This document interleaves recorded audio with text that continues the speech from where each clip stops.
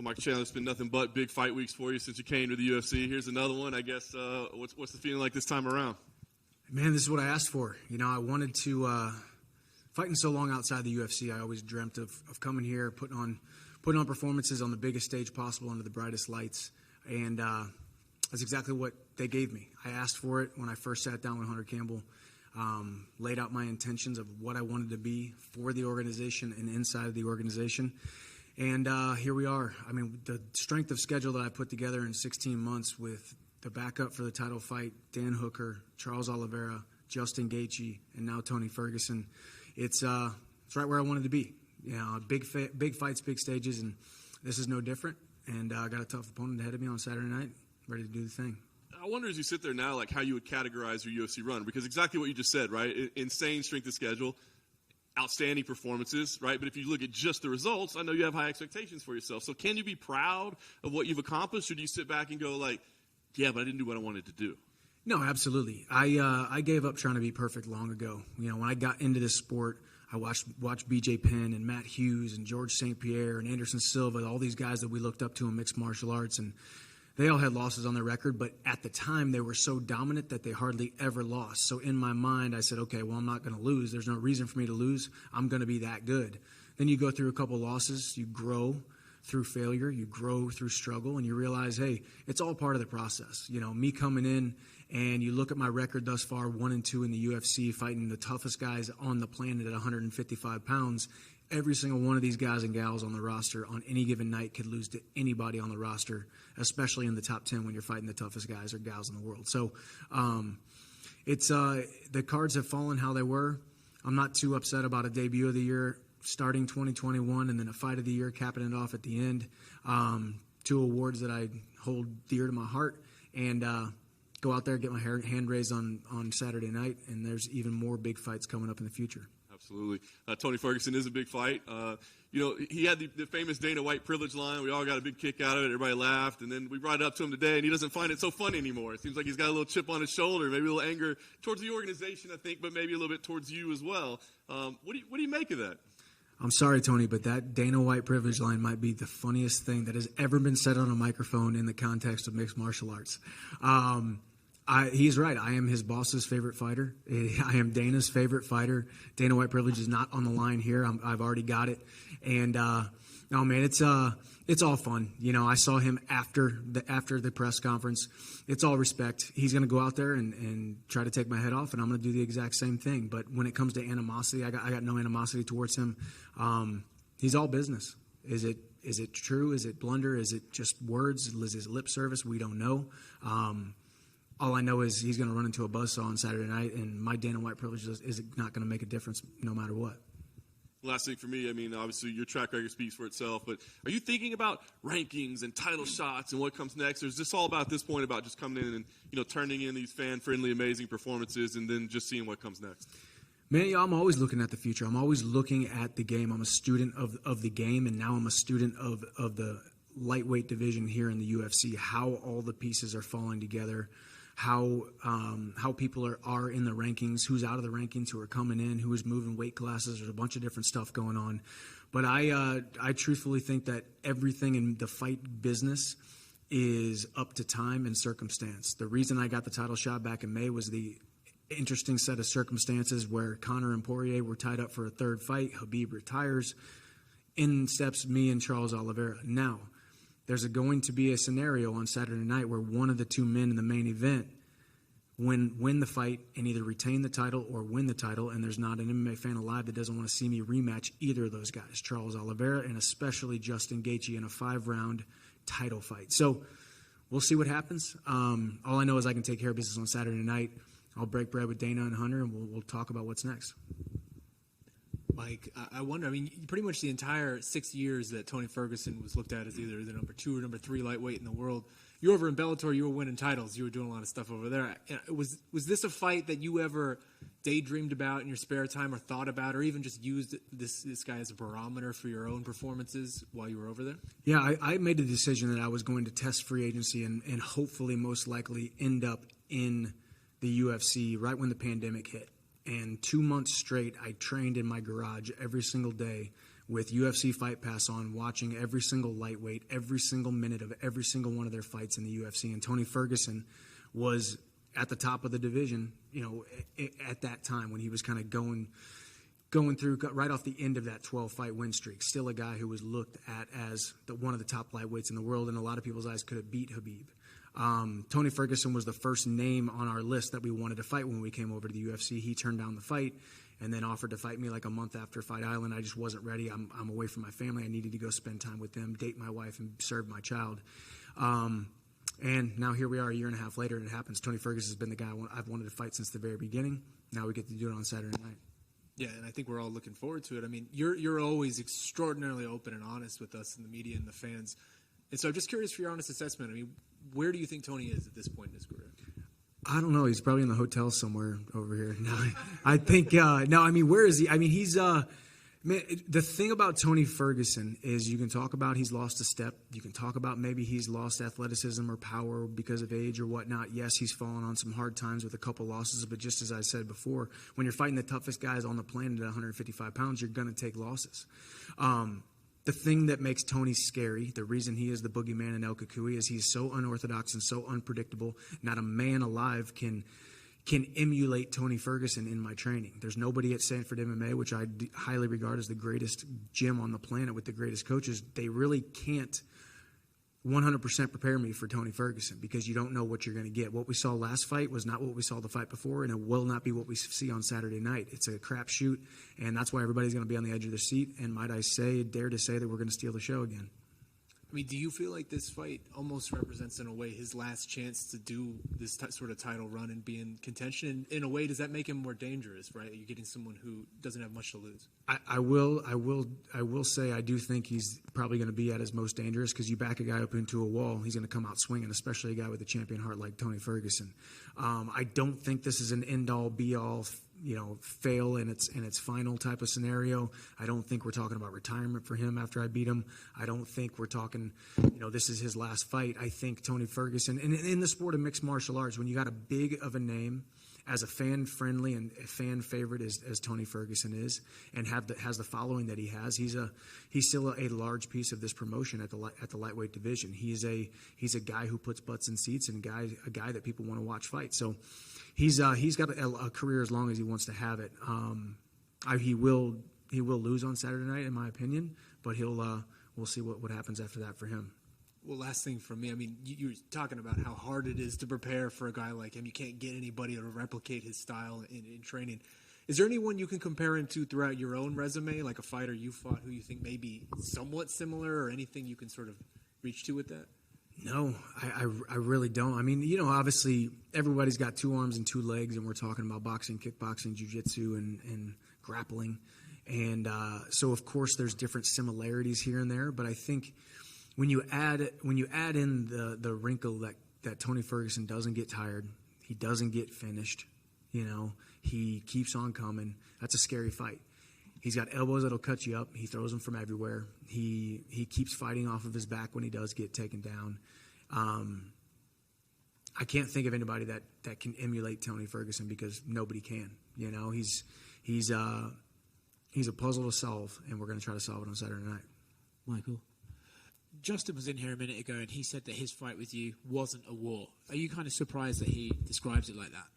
Yeah, listen, I like Justin Gaethje, but I gotta call him out on some of the things that he said. Number 1, he said it was boring. Number 2, he said it wasn't a close fight. And number 3, he said it was the first time that he fought somebody to win instead of fought somebody to hurt him. Now that to me is very telling. It's very indicative of a guy who met his match, a guy who stood across the cage from somebody who he was afraid for the first time in his life a little bit to engage with because he knew he met a guy as crazy as he was. All of those things are very telling to me that he wasn't where he wanted to be mentally because I put him in a place where he didn't want to be mentally. I love you, Justin. I respect the heck out of you as a competitor. I want to share the octagon with you for the title by the end of the year after this fight if you win. But it was definitely a lot closer than he thinks it was. Outside of fighting, you're getting a bit of reputation as a motivational speaker. I saw earlier this week how to truly order a cup of coffee. Yeah.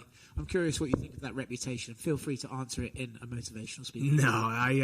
No, it's I don't take myself too seriously, man. I don't. I have fun with this. I love these opportunities because people get to see it. People get to see what we're saying or hear what we're saying and see what we're doing, and they get to feel something.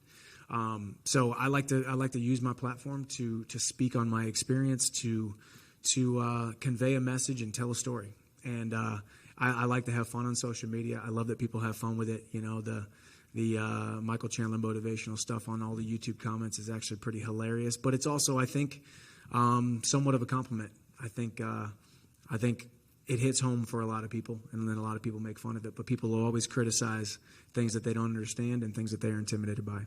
What's your favorite motivational quote? Favorite motivational quote is Steve Prefontaine: "To give anything less than your best is a sacrifice to gifts." Hey, Michael, over here, to your left. Yeah. Where's your microphone? Oh, right there. Oh, okay, sorry. I was going to say. I was like, okay. Can you just talk to me about your family's recent decision to adopt another child? Like, what does that mean to you? Oh man, it was. I got to be honest with you. You know, I have not even been there. You know, we went out to where our son was located during training camp, right?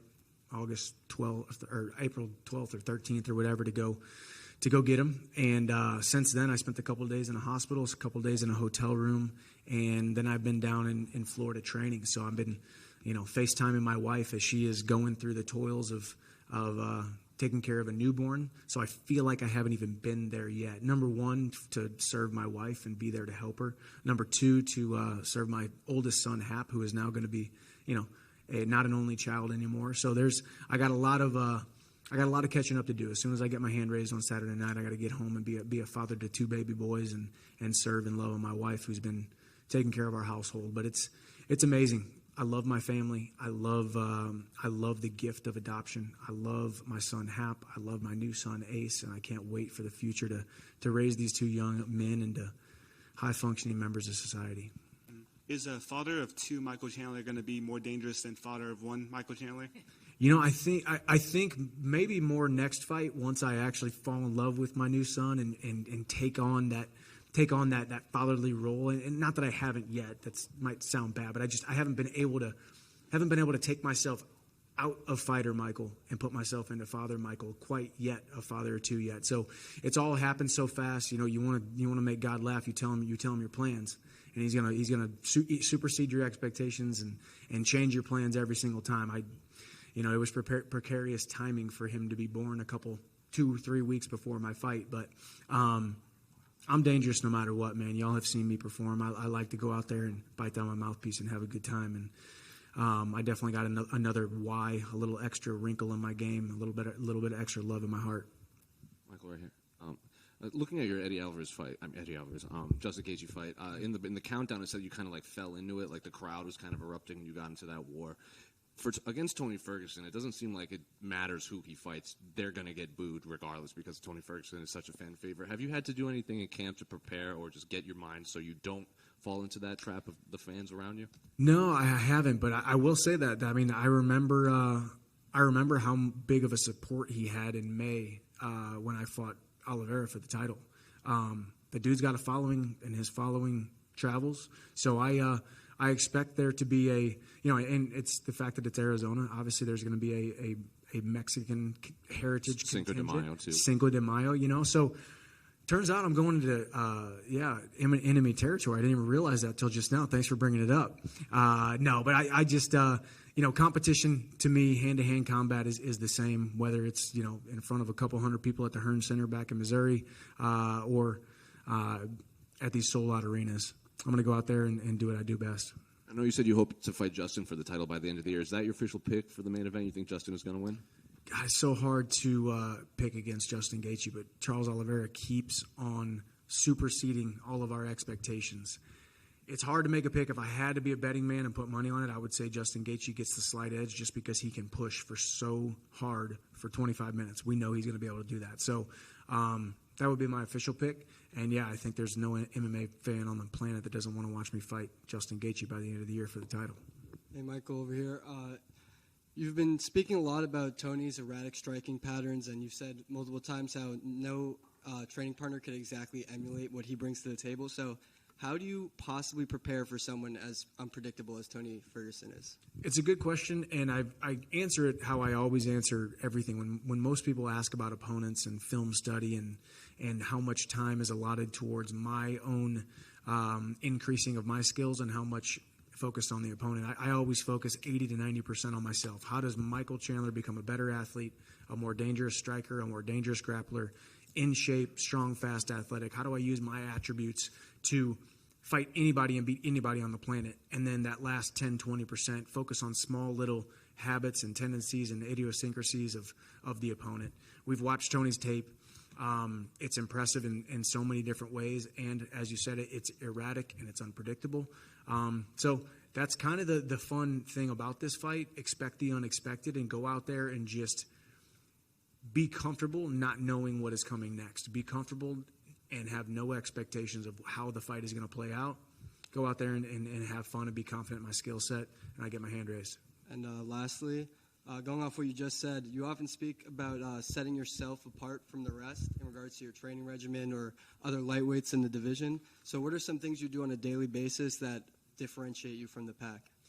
Man, I think I've trained on the East Coast, West Coast, and everywhere in between. And I'm telling you right now, nobody lives the lifestyle that I live. And I'm 36 years old, and I'm competing at an extremely high level because of it. Why has my body lasted so long? It's great supplementation.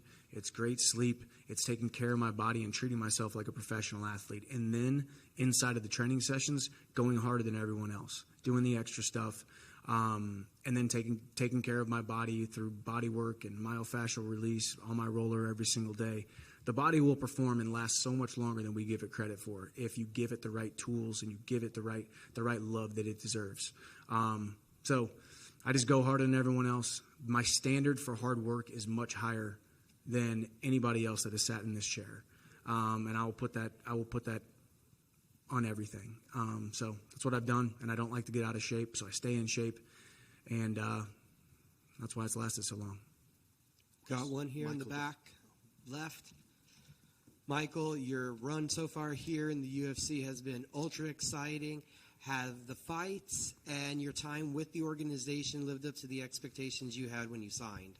It's exceeded my expectations. You know, I think when you're outside the UFC, you have this view of what it might be to be over there in the UFC, and it has exceeded my expectations.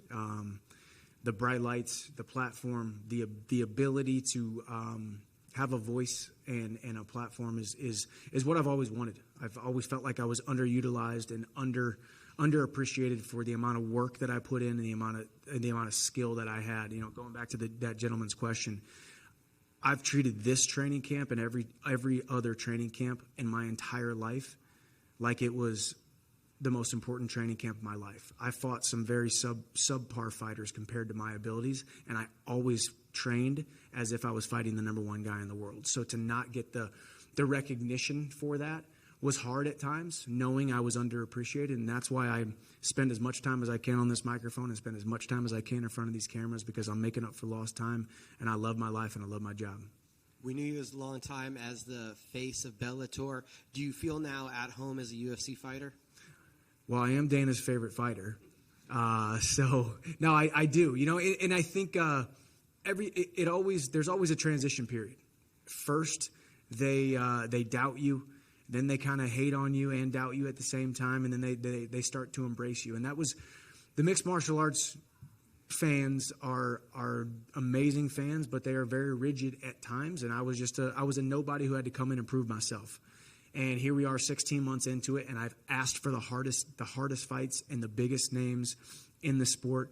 Not many guys want to go out there and fight Justin Gaethje for a second time. Not many guys want to go out there and call out Conor McGregor, not because of the money, not because of the red paint, not because they want the legacy fight and the stage and the significance of that fight.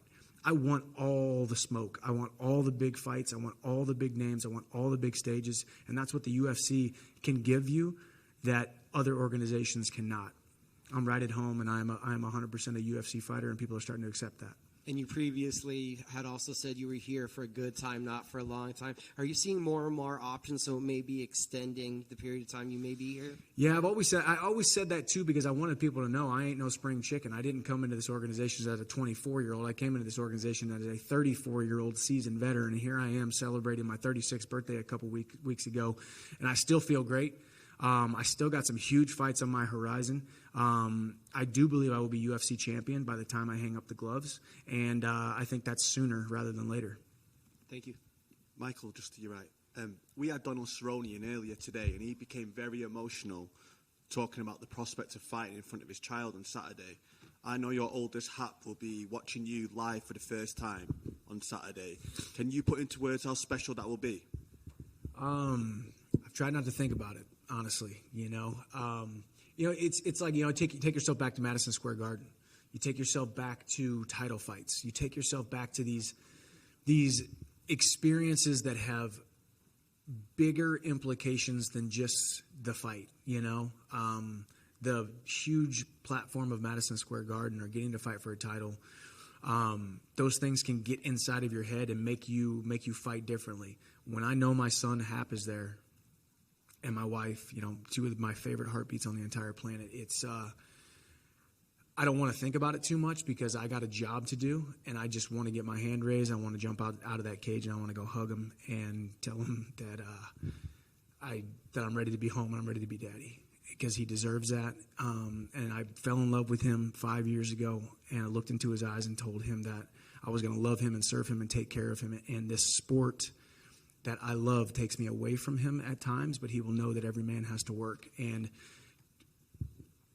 for him to sit there in the front row and to be able to see what daddy does for work, I think that's going to be really cool. So I'm excited about it, and try not to think about it too much. So thanks for bringing it up. Thank you, Mike. Michael, just one here to your left. Close it out. I know you said in the past 2 fights that you zigged when you should have zagged, and that's kind of the difference between winning and losing. Is there anything you can do going into this fight to clean that up? I know it's chaotic in there. I know decisions happen in a split second, but is that something you've thought about that you can change, or is it something that just kind of happens? Yeah, I think that's why we love this sport, man. Every single fight is different, and every single moment could be catastrophic for yourself or your opponent. And that's why we love the sport. I am confident in my skill set. I'm confident where I am exactly right now. I'm confident in some of the things that I've cleaned up from previous performances. I'm confident where my head is at and where my heart is at and where I'm at physically. So not a lot I can do besides just be me. The good thing is I know I have the no-quit gene in me. I have the warrior gene inside of me. We all saw it last fight. We've seen it in numerous fights. It's something you can't teach. You can't teach grit. You can't teach heart. You can't teach determination. You can't teach toughness. And I have those things in droves. So Saturday night, I want you guys to see the technical side of me. And if I have to pull out that dog inside me, I will. Thank you, guys. Appreciate it.